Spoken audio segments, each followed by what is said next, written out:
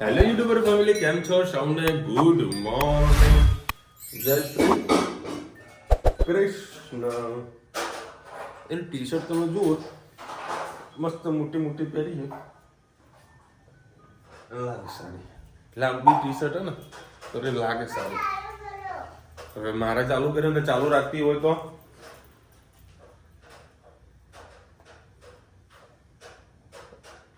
અમે નીચે ચા પીવા બેસીએ એટલે સોફાની વાત છે, ચા કપ રકાબી ખકડે બરાબર, કારણ કે અમારા ઘરમાં સ્ટીલની કપ રકાબી છે, કાચની પણ છે, તો અમે સ્ટીલમાં પીએ છીએ. તો જે કપ રકાબીનો અવાજ આવે એટલે ધનીબેન ઉઠી જાય. હા, ગાજરનો હલવો ભાઈ રુચિતા બનાવ્યો તો ગાજરનો હલવો બહુ મસ્ત. તો વધારે એને ગરમ ના કરે ને પાછું જો કડક કડક પાક થઈ જશે. હા જો સર મસ્ત ગાજરનો હલવો બનાવ્યો મારા માટે સ્પેશિયલ. અને શાક રોટલી બધું બને, દાળ ભાત બનાવે નથી બનાવે ને એમ પૂછું તને. હા બનાવે કે નહીં? એટલે હા નતા બનાવવાના, કારણ કે મારે એકલા માટે ટિફિન બનવાનું, કારણ કે આ રુચિદાન તો ઉપવાસ છે, પણ છોકરાનો ઉપવાસ તો નથી. બનાવે તો ખાઈશું. હા તો કશો વાંધો નહીં, ખાઈશું.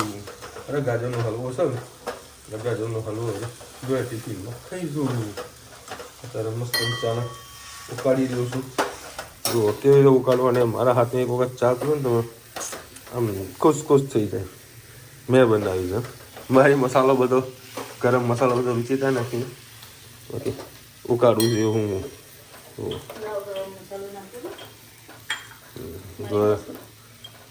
જો આ રુચિતા ગરમ મસાલો નાખી રહી છે ને. આમ કહીએ ને આમ શિયાળામાં તો ગરમ મસાલો હોય ને તો મસ્ત ગરમી ચડી જાય. એટલે તો હું જો સ્વેટર જેકેટ કઈ પહેરતો નથી, અંદર સ્ટ્રોંગ રહેવાનું.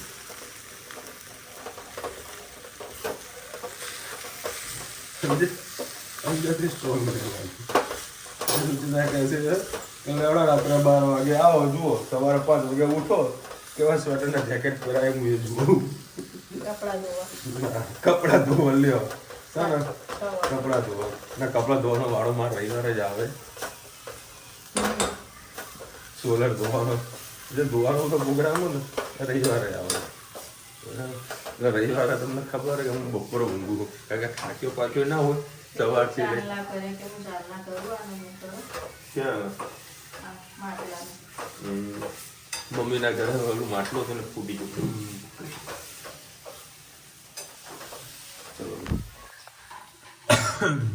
જય દ્વારકાધીશ, જય મંગળેશ્વરી. મસ્ત કાનાજી બેસાડ્યા છે. આખા ગામને ઠંડી લાગે ને? ના પડે પડતી હોય. હે જોજો આખા ગામને ઠંડી લાગી ગઈ છે. એ ધનુ, મેં તારા માટે હીટર ચાલુ કર્યું, લે. ઓય ધની, ગુડ મોર્નિંગ, જય શ્રી કૃષ્ણ. આજે પાલક ટામેટાનું શાક બનાવવાનું છે, એના માટે મેં 3 પડી જેટલું તેલ લઈ લીધું છે. એમાં આપણે રાઈ એડ કરીશું.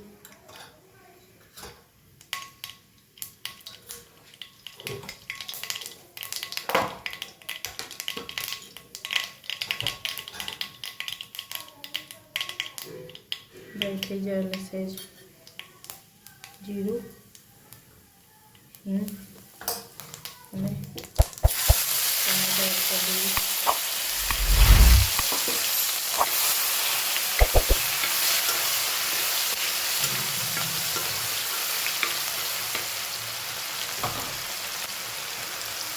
ટમેટાના ખવડાવી સાથે સાથે આપણે રીતિંગ મસાલા પણ કરી દઈએ.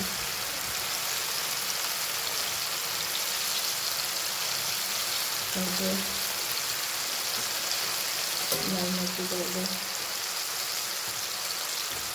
ધાણા જીરું અને લસણની ચટણી છે એડ કરીશું.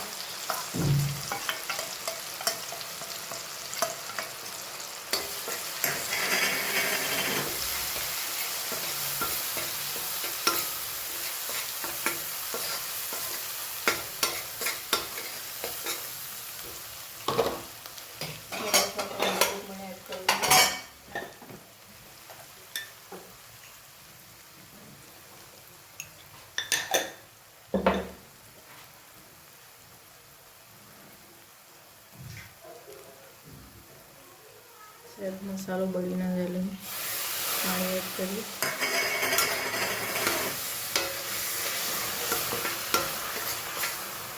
ગેસને એકદમ ફૂલ જ રાખીશું અને સીધી પાલકને એડ કરી દીધી. પાલક આટલી બધી નાખી તો પણ શાક બનશે એટલે એકદમ થોડુંક શાક થઈ જશે. એટલે વધારે માણસનું બનાવવાનું હોય 2-3 જણનું તો 2-3 જોડી તો લાવી દેવી. કિલો ઉપર પાલક યુઝ કરશો ત્યારે તમારી સરસ મજાની સબ્જી બનશે. નહીં તો પછી એમાં ડુંગળી કે ટામેટાં વધારે પડતા નાખવા પડશે. એવું વધારે પડતું નાખશો તો પાલકનું ટેસ્ટ સહેજે પણ નહીં આવે. પાલકને સારા પ્રમાણમાં જ લેવાની. વધારે 2-3 જોડી જેવી પાલકનું શાક સરસ, એકલી પાલકનું શાક સરસ બનશે.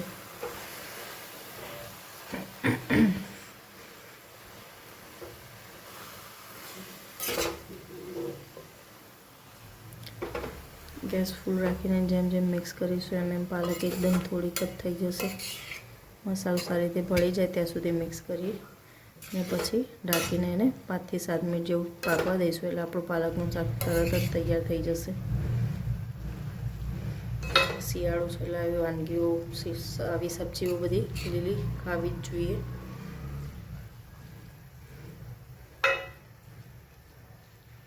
જોઈ શકો પાલક એકદમ થોડી થઈ ગઈ છે.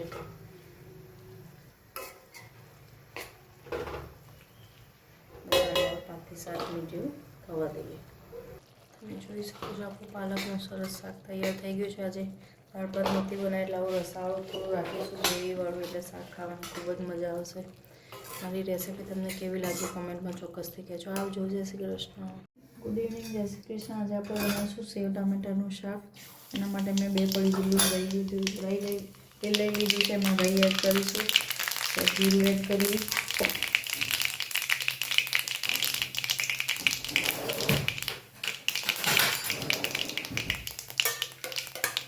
ટામેટા એડ કરીએ,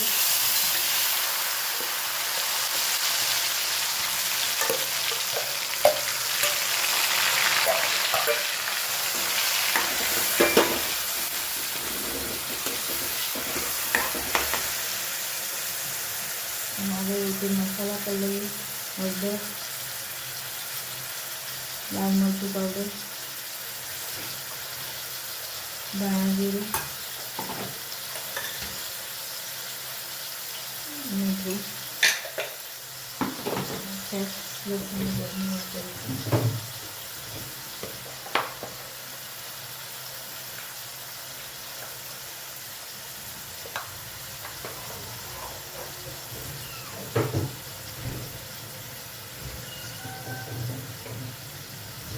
સરસ મિક્સ કરી લઈએ.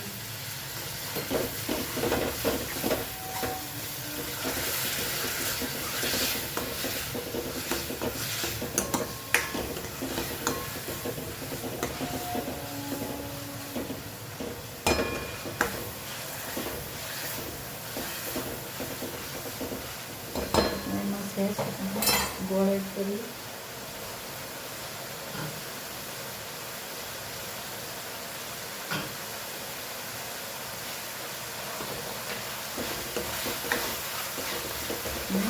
થોડીક વાર શાકને થવા દઈએ, ટામેટાં ગળી જાય ત્યાં સુધી. આપણા ટામેટાં સરસ થઈ ગયા છે. વિશાલ સેવ લઈને આવે એટલામાં થોડું અડધો ચમચો એટલું પાણી નાખીને સેવ નાખી દે એટલે આપણું સેવ ટામેટાનું સરસ મજાનું શાક તૈયાર થઈ જશે. આવજો. જય શ્રી કૃષ્ણ. ચલો ભાઈ 10 વાગ્યા છે અને રુચિતાને જમવાનું બાકી છે. કારણ કે એના ઉપવાસ છે અને બીજાના પેલા માસીના ઘરે જમવા જવાનું છે. ઉપવાસ રાખેલા આજે આ લોકોનો ઉપવાસ રાખવાનું હોય.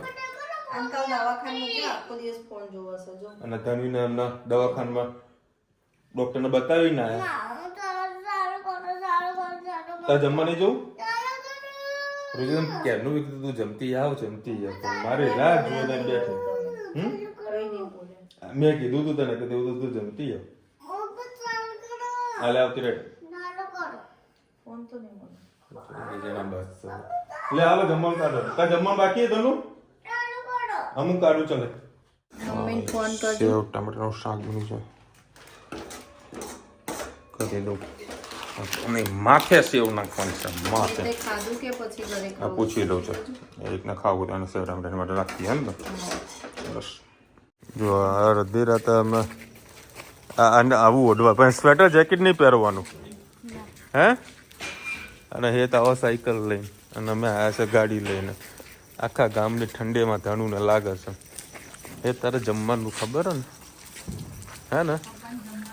હા હું જમવા બેઠો હતો તો જમતા જમતા ધણું કે પાપા મારે ખાવું છે.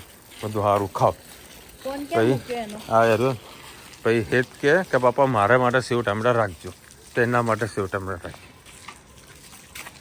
અને આને આ થોડું આને ખાધું હવે હેત ઘરે જઈને હાલ તો મને ના પડે કે બાબા હવે મારે નહીં ખાવું નહીં ખાય તો પછી મારે ખાવું પડશે. આ પાછળ પાછળ આવજો બેટા.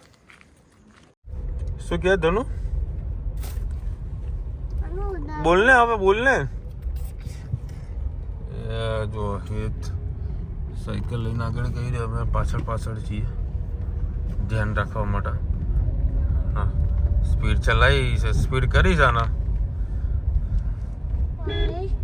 અમે અહીંયા કૂતરાઓનું થોડુંક વધારે ત્રાસ છે. અને અત્યારે ટેમ્પરેચર 19 પર પહોંચ્યું. અલ્યા ભાઈ આવી ગયું હું ઓઢાડ કરો. આને દુનિયાભરનું ઓઢવાનું જોવે. પછી રાતે તેમ રાત્રે તો કહીએ ને કશું ઓઢવાનું નહીં બસ એમને એમ જ બેવાનું.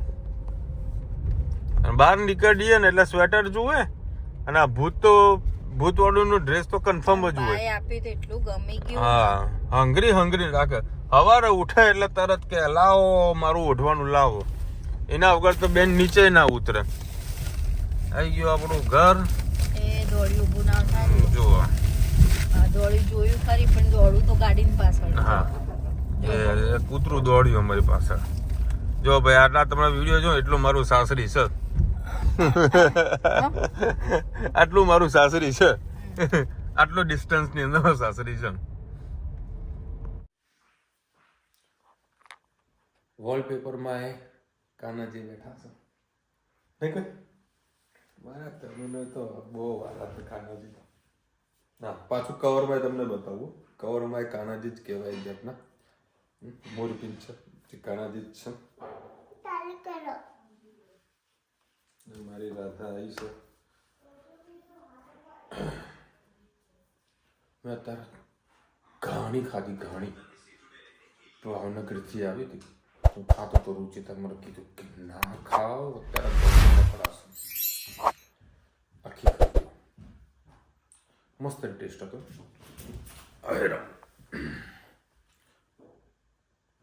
અલકાબેન લખી રહ્યા છે મેં કોમેન્ટ આપી હતી લાલો બેસાડો સેવા કરો. બસ તમારી ઈચ્છા પૂર્ણ કરી.